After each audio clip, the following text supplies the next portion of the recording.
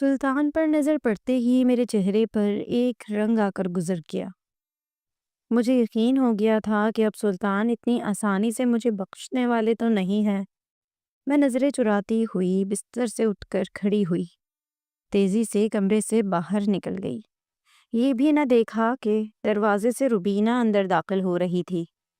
اس کے ہاتھ میں ناشتہ تھا اور گرم چائے کی پیالی ٹکرانے کی وجہ سے میرے ہاتھ پر چائے چھلکی تھی۔ ایک دم ہی میرے حلق سے چیخ برآمد ہوئی تھی۔ سلطان فوراً اٹھ کر میرے نزدیک آ گئے تھے۔ ایسی بھی کیا بے صبری ہے، انسان تھوڑا آنکھیں کھول کر آگے پیچھے ہی دیکھ لیتا ہے۔ سلطان سخت لہجے میں کہتے میری کلائی تھام کر جلے ہوئے نشان دیکھ رہے تھے۔ اس وقت تو صرف سرخ دھبے تھے، مگر تھوڑی ہی دیر بعد جلن بڑھنے لگی۔ سلطان نے فوراً ٹیوب لگایا اور پھر ناشتہ لے کر بیٹھ گئے۔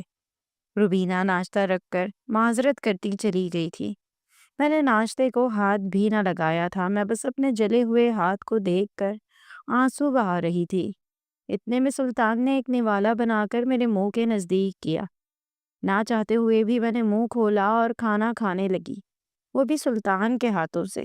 ایک کے بعد ایک سلطان میرے منہ میں نوالے ڈالتے چلے گئے تھے اور ناشتہ ختم ہو گیا تھا۔ ان کے چہرے پر اس وقت کوئی تاثرات نہیں تھے۔ اس کے بعد وہ خاموشی سے گھر سے باہر ہی نکل گئے تھے اور میں روبینہ کے پاس چلی گئی تھی۔ روبینہ گھر کی صفائی کر رہی تھی۔ مجھ سے کہنے لگی کل سے ملازمہ آ جائے گی، آج اس کی طبیعت ٹھیک نہیں تھی، وہ چھٹی لے کر چلی گئی ہے۔ ولیمے کی تقریب بھی آج نمٹ جائے گی تو میں بھی اپنے گھر چلی جاؤں گی۔ تم میرے بھائی کا خیال رکھنا، وہ بہت اکیلے ہو گئے ہیں۔ روبینہ کی بات پر میں بس خاموش ہی رہی تھی۔ کیا بتاتی کہ اس کے بھائی کی شکل سے بھی مجھے خوف آتا تھا۔ پھر روبینہ نے کام نمٹاتے ہوئے میری طرف دیکھا تو پوچھنے لگی، کیا بات ہے ماہنور، اتنے خاموش کیوں ہو؟ میں اس سے پوچھنا چاہتی تھی کہ صوبیہ باجی کا انتقال کیسے ہوا، لیکن میری ہمت نہیں پڑی۔ اگر میں شادی کے پہلے ہی دن اپنے شوہر کی پہلی بیوی کے بارے میں پوچھتی تو نہ جانے وہ میرے بارے میں کیا سوچتی، اسی لیے میں چپ ہو گئی۔ پھر دوپہر کے بعد وہ مجھے پالر لے گئی اور وہاں میں ایک بار پھر دلہن بن گئی۔ آج ولیمے کی تقریب تھی۔ ولیمہ کوئی بہت دھوم دھام سے تو نہیں تھا، لیکن 100 افراد کی دعوت تھی اور اسی لیے مجھے پالر سے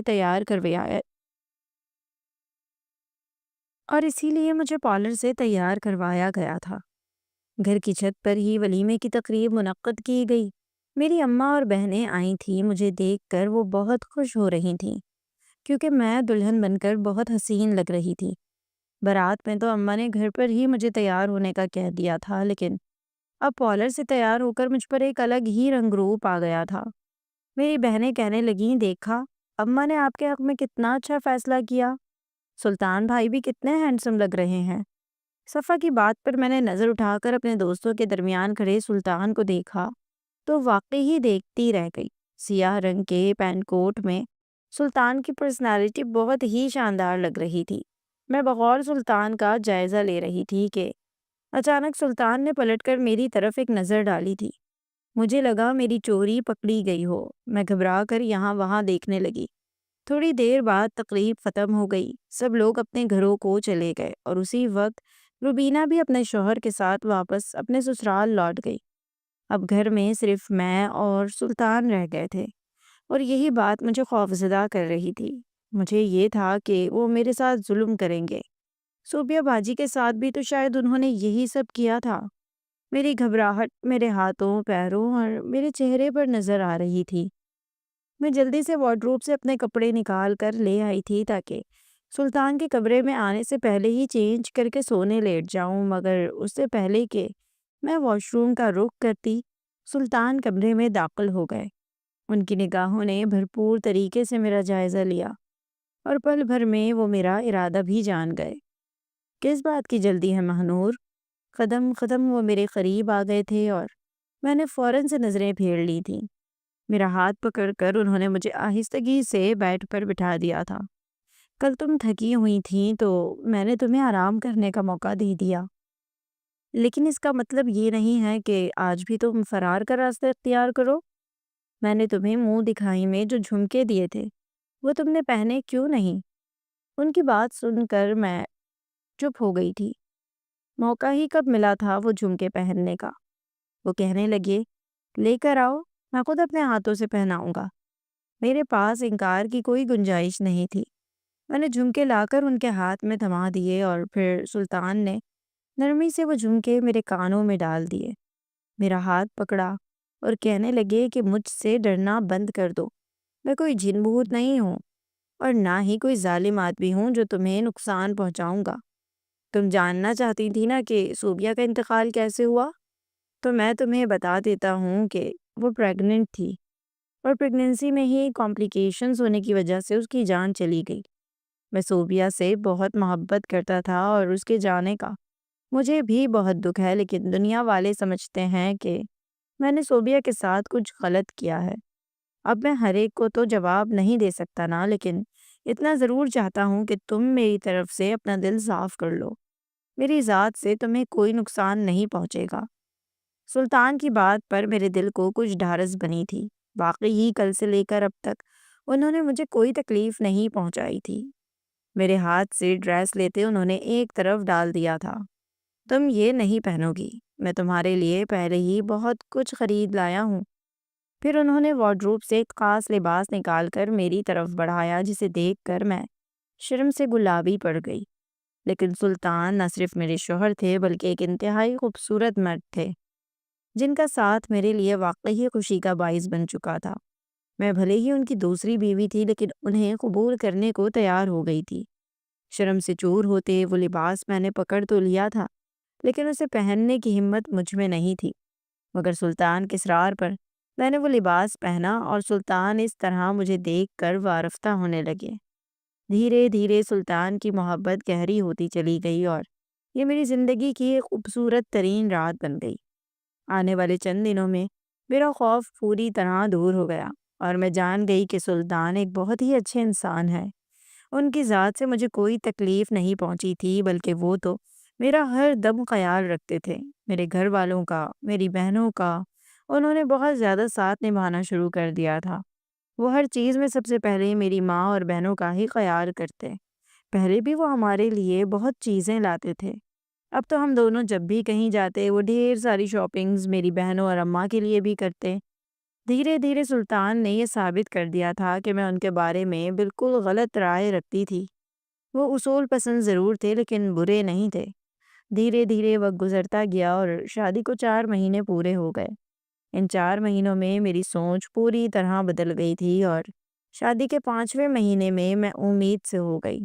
میری خوشی کی انتہا نہ رہی۔ مجھے لگا کہ اب زندگی میں سب کچھ مکمل ہو گیا ہے، لیکن شاید یہی میری سب سے بڑی بھول تھی۔ جب ہمیں لگنے لگتا ہے کہ اب سب کچھ ٹھیک ہو گیا ہے تو تبھی کچھ ایسا ہوتا ہے کہ سب کچھ بدل کر رہ جاتا ہے۔ پریگننٹ ہونے کے بعد میری طبیعت خراب رہنے لگی تھی۔ کبھی چکر آتے، کبھی جی متلاتا۔ نہ مجھ سے گھر کے کام کاج کیے جاتے، نہ ہی میں سلطان کا خیال رکھ پاتی تھی۔ شروع میں تو سلطان کے دوستوں کی خوب دعوتیں ہوتی اور میں خود ہر دعوت میں آگے آگے رہتی، لیکن سارا کام کرتی، کھانا بناتی۔ ان کے دوست ہمیں پارٹیز میں بلاتے تو میں وہاں بھی جاتی۔ سلطان میرا ہاتھ پکڑ کر بہت خوش ہوتے، لیکن اب دھیرے دھیرے یہ سب میرے لیے مشکل ہو رہا تھا۔ بار بار میرے موڈ میں بھی تبدیلی آتی، کبھی اچانک غصہ آ جاتا تو کبھی میں رونے لگتی۔ پریگننٹ ہونے کے بعد میری دنیا واقعی بدلنے لگی تھی۔ جسم بوجھل رہتا، دل بے وجہ گھبرا جاتا۔ وہ خود اعتمادی جو پچھلے مہینوں میں آہستہ آہستہ لوٹ آئی تھی، پھر سے کہیں کھو سی گئی تھی۔ میں خود کو کمزور محسوس کرنے لگی تھی، جیسے میری اپنی ذات اب میرے اختیار میں نہ رہی ہو۔ شروع میں سلطان بہت خیال رکھتے تھے، ہر چکر پر ڈاکٹر کے پاس لے جانا، دوائیاں وقت پر دینا، رات کو جاگ کر میرا حال پوچھنا۔ یہ سب دیکھ کر مجھے سکون ملتا تھا، مگر وقت کے ساتھ ساتھ جیسے جیسے میری کمزوری بڑھتی گئی ویسے ویسے ہمارے درمیان ایک انجانی سی خاموشی بھی جنم لینے لگی۔ میں اب وہ مانور نہیں رہی تھی جو ہر دعوت میں سب سے آگے رہتی تھی، جو مسکرا کر سلطان کے دوستوں کا استقبال کرتی، جو ہر بات پر ان کی تعریف سنتی تھی۔ اب میں اکثر کمرے میں لیٹی رہتی، پردے گرے ہوتے اور دل میں ایک انجانا سا خوف پلتا رہتا۔ ایک شام جب سلطان دیر سے گھر آئے میں نے محسوس کیا کہ ان کے لہجے میں وہ پہلے والی نرمی نہیں رہی تھی۔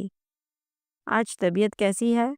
سوال تھا، مگر آواز میں وہ فکر نہیں تھی جس کی مجھے عادت ہو چکی تھی۔ ٹھیک ہوں، میں نے جھوٹ کہا کیونکہ سچ کہنے کی ہمت مجھ میں نہیں تھی۔ وہ خاموشی سے کپڑے بدلنے لگے، کمرے میں بوجھل سا سناٹا چھا گیا۔ اچانک بولے، ماہنور، تم خود کو بہت بدل رہی ہو۔ میرا دل دھک سے رہ گیا۔ میں بیمار ہوں نا، اس لیے۔ مگر انہوں نے میری بات کاٹ دی۔ ہر عورت ماں بنتی ہے، اس میں کیا نیا ہے؟ یہ پہلا موقع تھا جب ان کے الفاظ مجھے چبھ گئے۔ میں نے نظریں جھکا لیں، آنکھیں بھر آئیں، مگر خود کو رونے سے روکے رکھا۔ اس رات میں دیر تک جاگتی رہی۔ میرے ہاتھ بے اختیار اپنے پیٹ پر تھے، جہاں میری دنیا پل رہی تھی۔ میں سوچتی رہی، کیا میں واقعی بدل گئی ہوں یا حالات نے مجھے بدلنے پر مجبور کر دیا ہے؟ اگلے دن اماں کا فون آیا۔ انہوں نے میری آواز سن کر فوراً پہچان لیا کہ کچھ ٹھیک نہیں ہے۔ بیٹی، ماں بننا آسان نہیں ہوتا، مگر شوہر کا ساتھ اس وقت سب سے ضروری ہوتا ہے۔ ان کی آواز میں نرمی تھی۔ میں کچھ کہہ نہ سکی۔ دن گزرتے گئے، میری طبیعت مزید خراب ہونے لگی۔ ڈاکٹر نے آرام کا مشورہ دیا۔ سلطان نے اچانک میرا پھر سے خیال رکھنا شروع کر دیا۔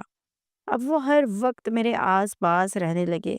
کام سے آتے تو میرے ساتھ ہی لگ کر بیٹھ جاتے، دوائیاں بھی اپنے ہاتھوں سے کھلاتے۔ ان کے انداز میں ایک دم ہی میرے لیے بہت اپنائیت آ گئی تھی۔ وہ بالکل پہلے جیسے ہو گئے تھے۔ میں خوش تھی کہ ایک بار پھر سب کچھ ٹھیک ہو گیا ہے۔ سلطان مجھے زبردستی باہر گھمانے لے جانے لگے، میرا خیال رکھنے لگے۔ میں بہت مشکل سے ہمت کر کے ان کے ساتھ باہر چلی جاتی، مگر پھر دھیرے دھیرے میری طبیعت اور زیادہ خراب رہنے لگی۔ میرا چہرہ ویسے ہی زرد پڑ گیا جیسے سلطان کی پہلی بیوی صوبیہ باجی کا ہو گیا تھا۔ آنکھوں کے نیچے وہی گہرے گڑھے اور سانس لینا بھی دشوار لگنے لگا تھا۔ مجھے بار بار صوبیہ باجی کی شکل یاد آتی تھی۔ نہ جانے کیوں دھیرے دھیرے میں بالکل ان جیسی ہوتی جا رہی تھی۔ مگر مجھے اس بات کی تسلی تھی کہ اب سلطان میرا بہت خیال رکھتے ہیں، اپنے کام سے بھی 10 بار میسج کر کے میری طبیعت پوچھتے ہیں۔ میرے جسم میں بہت زیادہ درد رہنے لگا تھا۔ وہ خود ہی ڈاکٹر سے انجیکشن لکھوا کر لائے تھے، اور پھر وہ خود مجھے انجیکشن بھی لگانے لگے تھے، جس سے مجھے وقتی طور پر آرام آتا اور میں سکون کی نیند سو جاتی۔ پھر ایک دن اچانک ہی میری طبیعت بہت زیادہ خراب ہوئی۔ سر گھومنے لگا، آنکھوں کے آگے اندھیرا سا چھا گیا، ہاتھ پاؤں ٹھنڈے پڑنے لگے۔ میں نے کپ کپاتے ہاتھوں سے سلطان کو فون کیا تو وہ سختی سے کہنے لگے کہ میرے بغیر ڈاکٹر کے پاس نہ جانا، میں خود آ کر تمہیں ڈاکٹر کے پاس لے جاؤں گا۔ میں شہر سے باہر والے راستے پر ہوں، اسی لیے تھوڑا وقت لگے گا۔ سلطان کا ایک پورا سیٹ اپ تھا جہاں وہ میڈیسن سپلائی وغیرہ کرتے تھے۔ یہی ان کا کاروبار تھا، اور اسی سلسلے میں وہ اکثر دوسرے شہر بھی جاتے تھے۔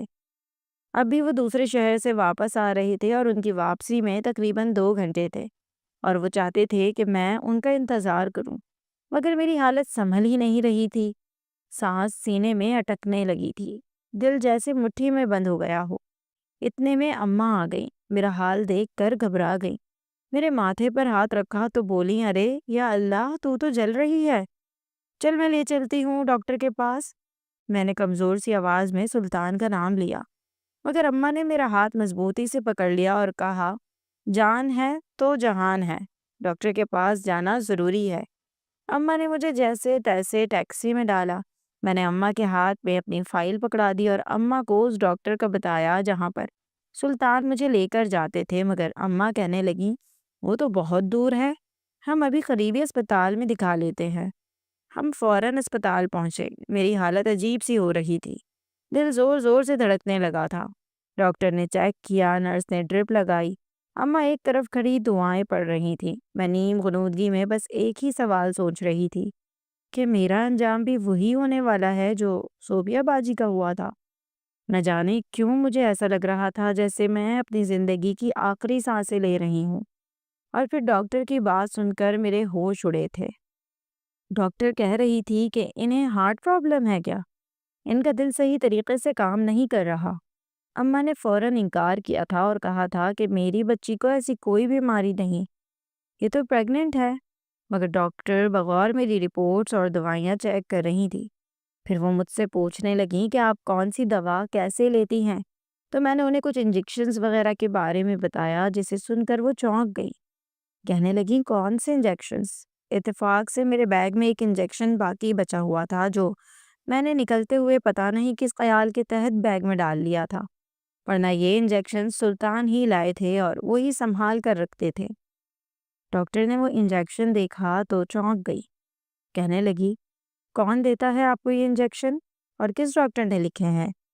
میں نے ڈاکٹر کو بتایا کہ میں خود تو ہاسپٹل نہیں جا سکی تھی، میری طبیعت بہت خراب تھی، لیکن جسم میں درد کی وجہ سے میرے شوہر خود ہی ڈاکٹر سے لکھوا کر لائے تھے۔ ڈاکٹر نے حیرت اور تجسس سے مجھے دیکھا اور پھر مجھ سے سلطان کے حوالے سے سوال جواب کرنے لگی۔ میں نے مسکرا کر ڈاکٹر کو جواب دیا کہ میرا شوہر بہت اچھا ہے، میرا بہت خیال رکھتا ہے، ویسے بھی اس کی پہلی بیوی کا انتقال حمل کے دوران ہوا تھا، اسی لیے وہ مجھ سے بہت زیادہ ہی پیار کرتا ہے اور اسے میرا بہت احساس ہے۔ یہ سن کر ڈاکٹر چونک گئی، اماں سے پوچھنے لگی کیا آپ بتا سکتی ہیں کہ سلطان کی پہلی بیوی کا انتقال کس حالت میں ہوا؟ یہ سن کر میری اماں سوچ میں پڑ گئیں۔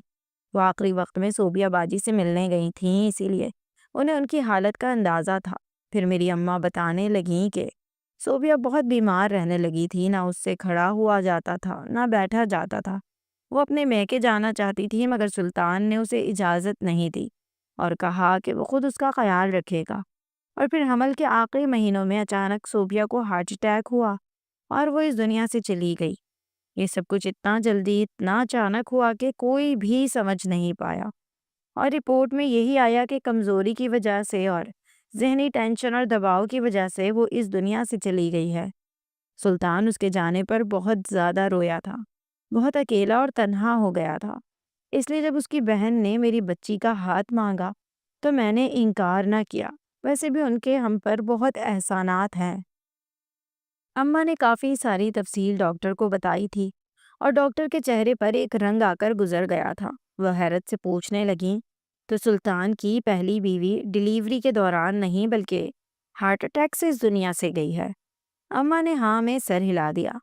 ڈاکٹر کہنے لگیں کہ اگر آپ انہیں یہاں نہیں لاتی تو شاید آپ کی بیٹی کو بھی ہارٹ اٹیک ہی ہو جاتا۔